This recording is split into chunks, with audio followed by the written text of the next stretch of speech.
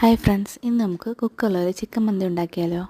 അതിനുവേണ്ടി ചിക്കനും Maggi cubes, ഇഞ്ചി വെളുത്തുള്ളി പേസ്റ്റ്, ക്യാപ്സിക്കം ഇതെല്ലാം കൂടെ നന്നായിട്ട് മിക്സ് ചെയ്ത് ചിക്കനിൽ തേച്ച് പിടിപ്പിക്കണം. അതിനുശേഷം ഒരു 70 ml സൺഫ്ലവർ ഓയിൽ കൂടി ചേർത്ത് കളറിനാവശ്യമായ മുളക് പൊടി, പിന്നെ കുരുമുളക് പൊടി, കുറച്ച് മഞ്ഞൾപ്പൊടി ഇട്ട് നന്നായിട്ട് മിക്സ് ചെയ്ത് വെക്കണം. നന്നായിട്ട് അതിനകത്ത് ഈ സൺഫ്ലവർ ഓയിലാണ് നമുക്ക് അധികം വേണ്ടത്, അതാണ് അതിൻ്റെ ടേസ്റ്റ്. അതിനുശേഷം നന്നായിട്ട് കൈകൊണ്ട് തന്നെ നന്നായിട്ട് മിക്സ് ചെയ്യുക. അതിനുശേഷം 2 കറുകപ്പട്ടയും ഗ്രാമ്പും കൂടി അതിൽ ചേർത്ത് നമുക്ക് കുക്കറിൽ ഒരു വിസിൽ, അതിൽ കൂടരുത്, ഒരു വിസിൽ വരുന്നിടം വരെ വേവിച്ചെടുക്കണം. നമുക്ക് ആവശ്യമായ അരി വേവിക്കാനുള്ള വെള്ളം തിളപ്പിക്കുമ്പോൾ അതിലേക്ക് ഒരു 1.5 ടേബിൾ സ്പൂൺ സൺഫ്ലവർ ഓയിൽ ചേർക്കണം. എന്നിട്ട് ആവശ്യത്തിന് ഉപ്പ് ഇട്ട് നന്നായിട്ട് വേവിച്ച് എടുക്കുക. അപ്പോൾ നമ്മുടെ ചിക്കനൊക്കെ വെന്ത് വന്നിട്ടുണ്ട്. ഒരു വിസിലാണ് ചിക്കൻ വേവിച്ചിട്ടുള്ളത്. അതിനുശേഷം നമ്മൾ അരിയിട്ട് വേവിക്കണം. അപ്പോൾ അരി നന്നായിട്ട് വേവിച്ചെടുക്കണ്ട.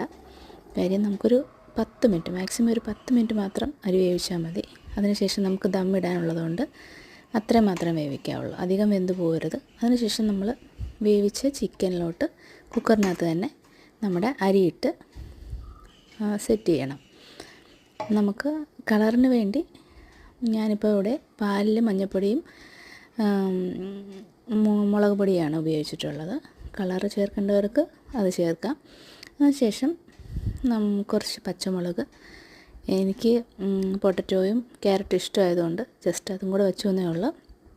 ഇനി നമുക്ക് ഒരു വിസിൽ, അതിൽ കൂടാൻ പാടില്ല, ഒരു വിസിൽ വരുന്നിടം വരെ വെച്ചിട്ട് ഫുൾ പ്രഷറെല്ലാം പോയതിന് ശേഷം നമുക്ക് തുറന്ന് നോക്കാം. തുറന്ന് നോക്കുമ്പോൾ നല്ല പെർഫെക്റ്റ് ആയിട്ടുള്ള നമ്മുടെ മന്തി ഇവിടെ റെഡിയായി.